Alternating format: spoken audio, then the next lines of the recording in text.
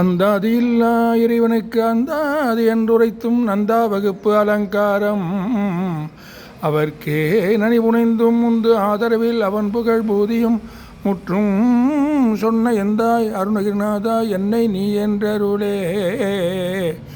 உம்பர் தரு தேனுமணி கசிவாகி உன் கடலில் தேனமுத துணர்பூரி இன்பரசத்தே பருகி பல காலும் எந்த நுயிர்க்கு ஆதரவுற்றருள்வாயே.